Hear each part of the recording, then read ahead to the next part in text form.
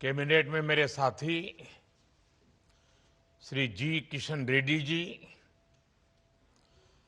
आंध्र प्रदेश के उद्योग मंत्री Shri T G Bharat ji, in space के चेयरमैन श्री पवन गोयनका जी, टीम स्काईरूट, अन्य महानुभाव, देवी और सज्जनों, साथियों, आज देश स्पेस सेक्टर में एक अभूतपूर्व अवसर का साक्षी बन रहा है। आज भारत के स्पेस इकोसिस्टम में प्राइवेट सेक्टर बड़ी उड़ान भर रहा है। स्काईरूट का इन्फिनिटी कैंपस भारत की नई सोच, इनोवेशन और सबसे बड़ी बात यूथ पावर का प्रतिबिंब है।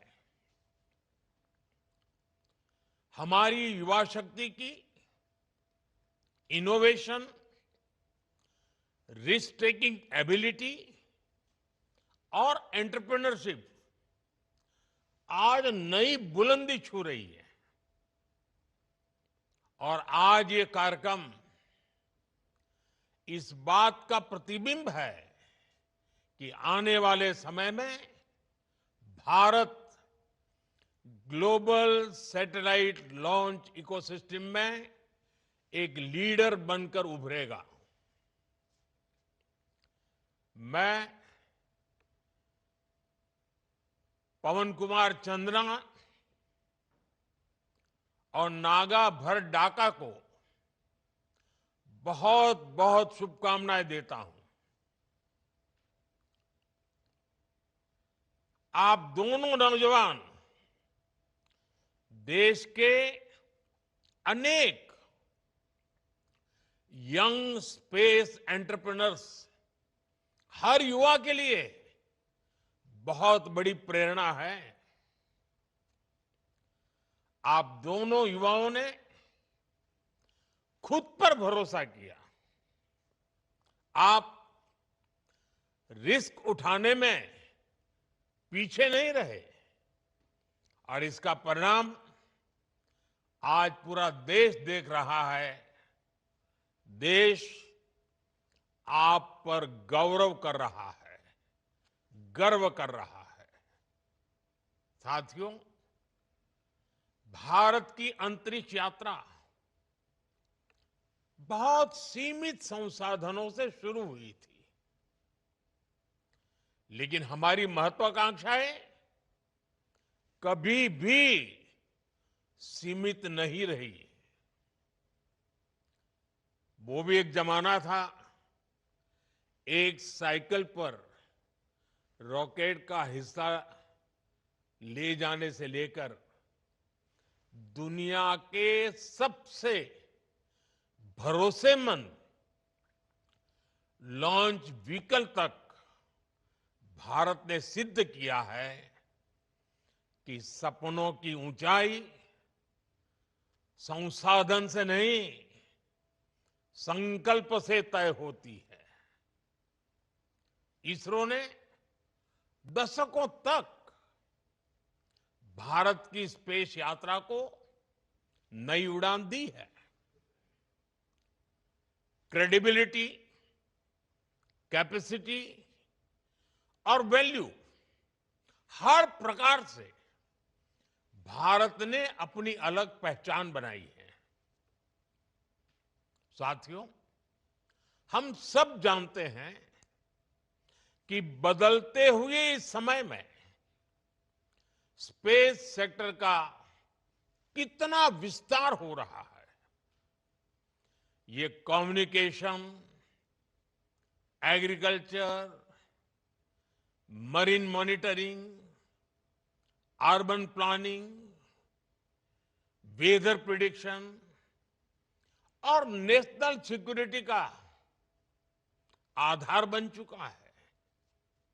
और इसलिए ही हमने भारत के स्पेस सेक्टर में ऐतिहासिक रिफॉर्म्स किए।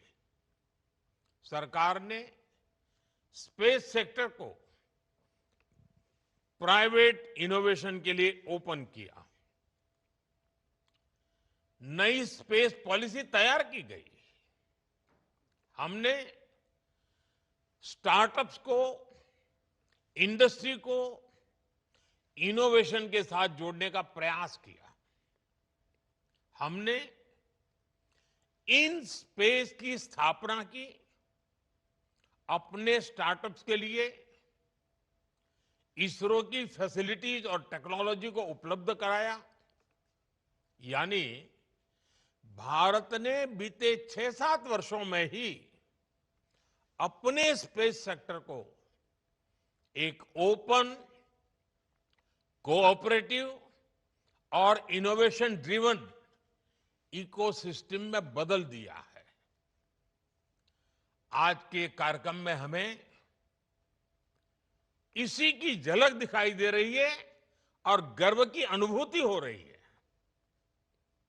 साथियों, भारत का युवा देश हित को सर्वोपरि रखकर चलता है।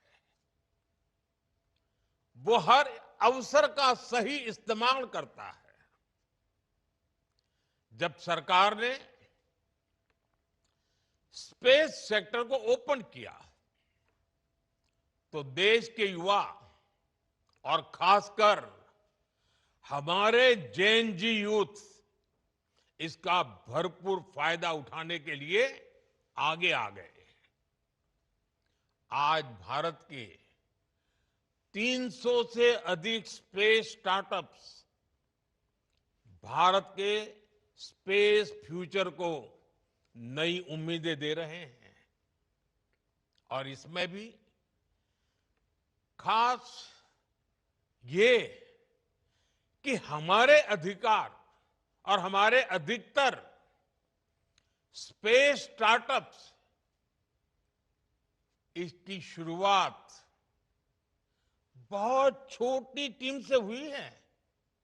और मुझे इन सबको पिछले 5-6 साल में लगातार मिलने का अवसर मिला है।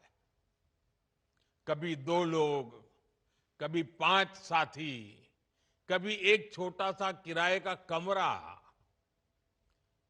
टीम छोटी थी, संसाधन सीमित थे, लेकिन इरादे नई बुलंदी छूने के हैं। यही वो भावना है जिसने भारत में प्राइवेट स्पेस रिवॉल्यूशन को जन्म दिया है। आज ये जेन जी इंजीनियर्स, जेन जी डिजाइनर्स, जेन जी कोडर्स और जेन जी साइंटिस्ट नई नई टेक्नोलॉजी बना रहे हैं। प्रोपल्सन सिस्टम हो, कंपोजिट मटेरियल्स हो, रॉकेट स्टेजेज हो, सैटेलाइट प्लेटफॉर्म्स हो, भारत का युवा आज उन क्षेत्रों में काम कर रहा है जिनकी कुछ साल पहले कल्पना भी संभव नहीं थी। भारत का प्राइवेट स्पेस टैलेंट पूरी दुनिया में अपनी अलग पहचान बना रहा है। आज ग्लोबल इन्वेस्टर्स के लिए भारत का स्पेस सेक्टर एक अट्रैक्टिव डेस्टिनेशन बन रहा है। साथियों, आज दुनिया में छोटे सैटेलाइट्स की डिमांड लगातार बढ़ रही है। लॉन्च फ्रीक्वेंसीज भी बढ़ रही है। नई नई कंपनियां सैटेलाइट सर्विसेज देने लगी हैं और स्पेस अब एक स्ट्रेटेजिक एसेट के रूप में जगह बना चुका है। इसलिए आने वाले वर्षों में ग्लोबल स्पेस इकोनॉमी कई गुना बढ़ने वाली है। ये भारत के युवाओं के लिए बहुत बड़ा अवसर है। साथियों, भारत के पास स्पेस सेक्टर में जो कैपेबिलिटी है, वैसी कैपेबिलिटी दुनिया में केवल कुछ ही देशों के पास है। हमारे पास एक्सपर्ट इंजीनियर्स हैं, हाई क्वालिटी मैन्युफैक्चरिंग इकोसिस्टम है, वर्ल्ड क्लास लॉन्च साइट्स हैं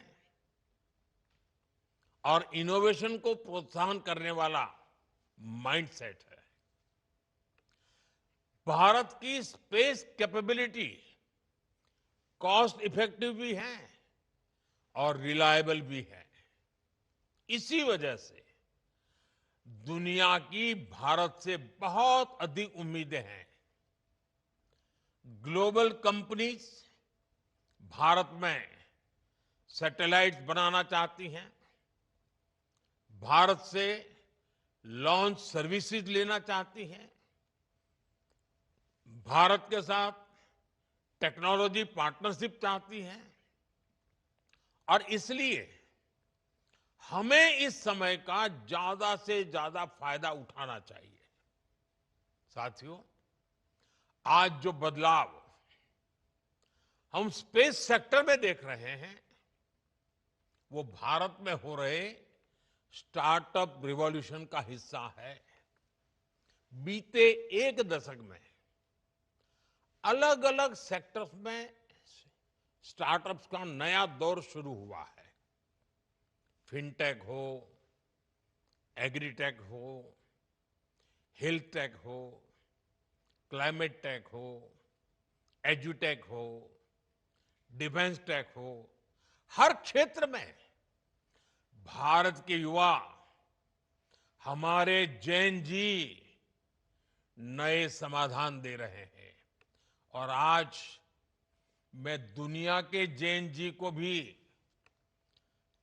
बड़े आत्मविश्वास से कह सकता हूं कि अगर जैन जी के लिए सच्चे अर्थ में कहीं से प्रेरणा मिल सकती है तो भारत के जैन जी से मिल सकती है। भारत के जैन जी की जो क्रिएटिविटी है, भारत के जैन जी की जो पॉजिटिव माइंडसेट है, भारत के जैन जी की जो कैपेसिटी बिल्डिंग है, ये अपने आप में पूरी दुनिया की जैन जी के लिए आदर्श बन सकती है। आज भारत दुनिया का तीसरा सबसे बड़ा स्टार्टअप इकोसिस्टम बन चुका है। एक समय था जब स्टार्टअप का मतलब केवल कुछ बड़े शहरों तक सीमित था, लेकिन आज भारत के छोटे छोटे शहरों और गांवों से भी स्टार्टअप निकल रहे हैं। आज देश में 1.5 लाख से अधिक रजिस्टर्ड स्टार्टअप्स हैं। अनेकों स्टार्टअप्स यूनिकॉर्न बन चुके हैं। साथियों, आज भारत केवल एप्स और सर्विसेज तक सीमित नहीं है। हम अब डीप टेक, मैन्युफैक्चरिंग और हार्डवेयर इनोवेशन की ओर तेजी से आगे बढ़ रहे हैं। Thanks to Jain ji. आप सेमीकंडक्टर सेक्टर का ही उदाहरण लीजिए। सरकार ने जो ऐतिहासिक कदम उठाए हैं, वो भारत के टेक फ्यूचर की नींव को मजबूती दे रहे हैं। आज देश में semiconductor fabrication units, chip manufacturing और डिजाइन हब्स बहुत तेजी से विकसित हो रहे हैं। चिप से लेकर सिस्टम तक भारत अब एक मजबूत इलेक्ट्रॉनिक वैल्यू चेन तैयार कर रहा है। ये आत्मनिर्भरता के संकल्प का हिस्सा तो है ही। इससे भारत ग्लोबल सप्लाई चेन का एक मजबूत और भरोसेमंद पिलर भी बनेगा। साथियों, रिफॉर्म्स का हमारा दायरा भी लगातार बढ़ रहा है। जैसे हमने स्पेस इनोवेशन को प्राइवेट सेक्टर के लिए ओपन किया, वैसे ही हम एक बहुत महत्वपूर्ण सेक्टर में भी कदम उठाने जा रहे हैं। हम न्यूक्लियर सेक्टर को भी ओपन करने की तरफ आगे बढ़ रहे हैं। इस सेक्टर में भी हम प्राइवेट सेक्टर की सशक्त भूमिका की नींव रखने जा रहे हैं। इससे small modular reactor, advance reactors और न्यूक्लियर इनोवेशन में अवसर बनेंगे। यह रिफॉर्म हमारी एनर्जी सिक्योरिटी और टेक्नोलॉजिकल लीडरशिप को नई शक्ति देगा। साथियों, आने वाला भविष्य कैसा होगा, ये बहुत कुछ आज हो रही रिसर्च पर भी निर्भर करता है। इसलिए हमारी सरकार का बहुत जोर युवाओं को ज्यादा से ज्यादा रिसर्च के मौके देने पर भी है। हमने राष्ट्रीय अनुसंधान फाउंडेशन का गठन किया है, जो आधुनिक रिसर्च के लिए यूथ को सपोर्ट करता है। वन नेशन वन सब्सक्रिप्शन, इससे सभी छात्रों की इंटरनेशनल जर्नल्स तक पहुंच आसान हुई है। 1 लाख करोड़ के रिसर्च डेवलपमेंट और इनोवेशन फंड से देश भर में युवाओं को बहुत मदद मिलने वाली है। हमने 10,000 से अधिक अटल टिंकरिंग लैब भी खोली है, जो स्टूडेंट्स में रिसर्च और इनोवेशन की भावना जगा रही है। आने वाले दिनों में हम ऐसी 50,000 नई अटल टिंकरिंग लैब बनाने पर काम कर रहे हैं। सरकार के ये प्रयास भारत में नए इनोवेशन की बुनियाद बना रहा है। साथियों, आने वाला समय भारत का है, भारत के युवाओं का है, भारत के इनोवेशंस का है। कुछ महीने पहले स्पेस डे के अवसर पर मैंने हमारी स्पेस एस्पिरेशंस की चर्चा की थी। हमने तय किया था कि आने वाले 5 वर्षों में भारत अपनी लॉन्च क्षमता को नई ऊंचाइयों तक ले जाएगा।